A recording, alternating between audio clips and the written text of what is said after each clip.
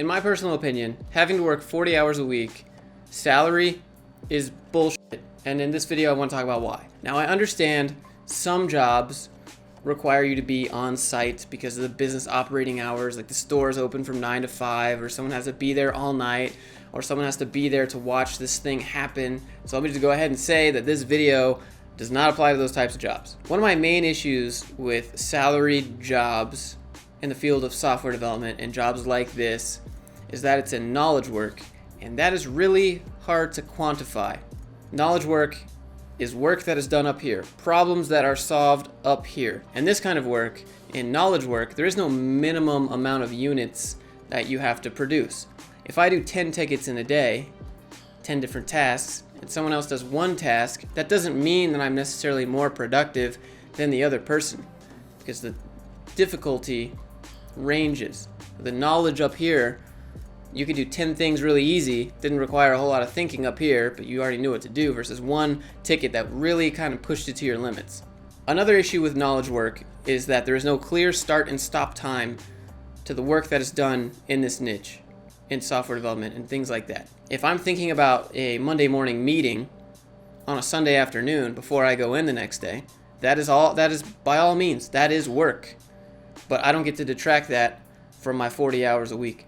If I'm leaving the office thinking about what I was still doing, in my car driving home, thinking about how to solve a problem or optimize our workflow, that is all work. Do I get to count that commute as work now? Because technically up here, I'm still problem solving, but you probably don't get to detract that from your 40 hours a week either. Just because you're there 40 hours a week, just because you have your ass in the seat 40 hours a week does not mean you're productive. What makes this so difficult is that it's hard to tell how much value you're adding to the company in comparison to what they pay you. Let's say you have a typical 40-hour a week job, $50,000, that's roughly $25 an hour. If we look at that on a daily basis, you need to make them at least $200, probably more because you are including taxes and expenses and all these other things. So at least $200 a day worth of value to the company. But remember, the company's goal is to make profit. So you should be making them more than the taxes and the expenses and your $200 all combined. You need to be making them more. Could I get my average weekly value added to the company in 20 hours, 10 hours, 8 hours? You have to know what the acceptable amount of profit is for your company. And of course, no company is going to tell you what the acceptable amount of profit is before they'll let you go home.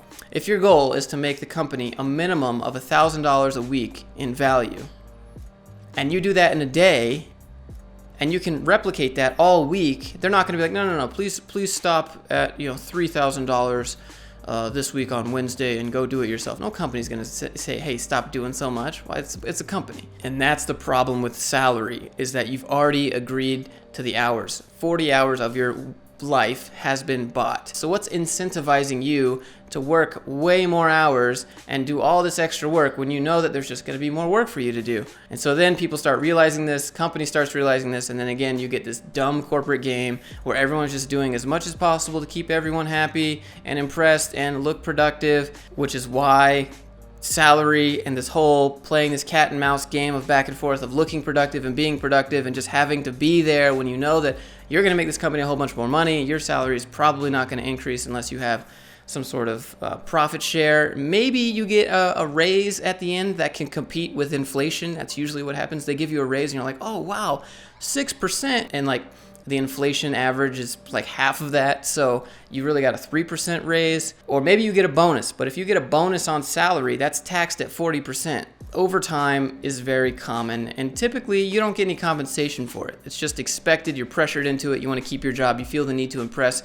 Some jobs expect it, even though the minimum is 40 hours a week, they expect 60. I think if you're going to work overtime, you should always get compensated somehow, be it money, an extra day off, a day working remote, come in later, something like that. Just get something in return for doing more than the 40 hours a week. And the reason is because as soon as you work an hour over 40 hours a week, you are diminishing your own value. You're making $50,000 a year.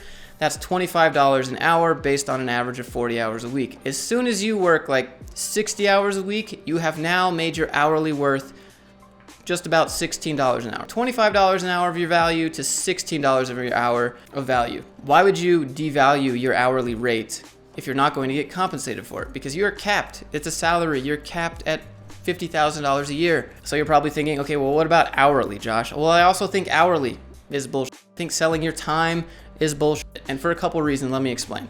You're capped at 168 hours per week. Unless you're a super tanker living in the fourth dimension, trimodal, whatever, you're capped in the time-space continuum like the rest of us. You cannot work more than 168 hours per week. There are only a few ways to make more money if you work hourly, and that's just to work more hours, so work slower. Customers don't usually like that, or raise your rate. Customers also don't really like that. If I hire some guy to come over and do maintenance at my house, he's probably going to charge hourly. What's incentivizing him to get it all done in 1 hour? You know, what's not to stop someone from just working really slow to make more money, besides the fact that he might just not want to be here and just wants to get it done and leave? If I know that I can get this task done in 15 minutes, but I get paid on the hour, I'm going to work super slow, and I know I'm going to stretch that 15 minutes out to an hour, even though it didn't need to happen. It does not incentivize trust between you and whoever's paying you, because you just work really slow and just collect money. You can get overtime working hourly, so I guess that's okay, but overall I still think it's BS, because if you work 24/7, you can only work 168 hours. And so after you've worked 168 hours and sold all your hours, the only thing next is to just raise your hourly rate. Why I am so fond of entrepreneurship is because everything is merit-based. I get paid on results. Getting paid on results is really the only way to do it.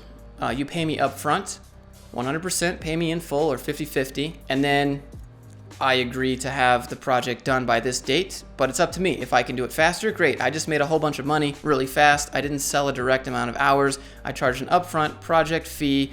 This is what I got. I finished it in a day. I made $500 in a day. But if I mess up and suddenly it's taking me really slow, hey, that's on me. It's going to take me longer, and technically I'm spending more time on it. I've already been paid.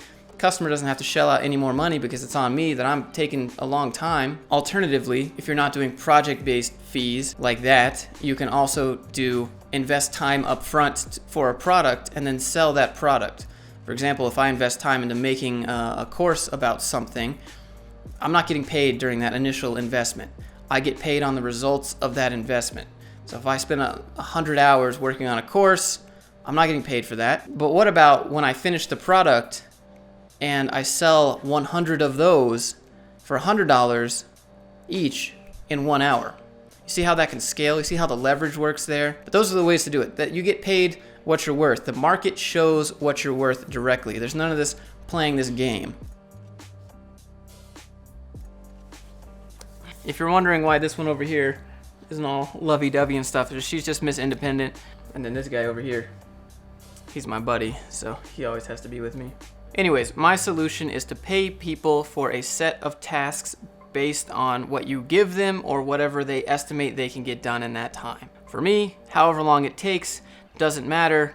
I know what I need you to do. Please do those things. If you want to go on vacation after you get it done, I don't care. This is the date that you said that you'd have it done by, or that I need you to have it done by. Whatever you do in the interim doesn't matter. This is what I'm paying you. The thing here is that I have to provide an acceptable amount of value to whatever the task is that I'm giving to them. If I pay someone $100 a day, and I know that if they post Instagram 3 times a day, that's gonna be like $100 a post, then I'm gonna be making $300, and they know what they need to get done. They know the value that that's adding to me. That's just business. That's the profit relationship. But that's what they do. They know what they have to do. Time, hours, it doesn't matter. That's just the value that I need to get added here. But in this day and age, really, this is not how society works, and it's unfortunate for people who work really, really hard and aren't compensated for it with anything extra. Usually, they get a pat on the back, and I always say an Olive Garden gift card or whatever. So if you're a hard worker and you really want to excel, it needs to be merit-based, because otherwise you're in the business of business, which is making whoever you're working for lots of profit. But it's great for lazy people who just want to do the bare minimum and get by and collect their paycheck and just break even with the value that they add to the company. But if you really want to push yourself and get good and be the best you can be, I just don't think salary is the way to go. If I had to, salary would be the last thing, because at least you get overtime on hourly, but it's still not ideal. So You want merit-based, kind of freelance contract, upfront, project completion, get paid on results, hourly, because you can at least up your hourly rate. You can't up your salary all of a sudden, and you get overtime, and you can sell more hours. Doesn't matter if you sell more hours on salary, your salary is not moving. So merit, hourly, salary if you have to. And that would be all I have to say about this video. Hopefully it's informative, hopefully it helps you guys, hopefully I didn't wake him up. How you doing? You doing good back there? Pretty cozy.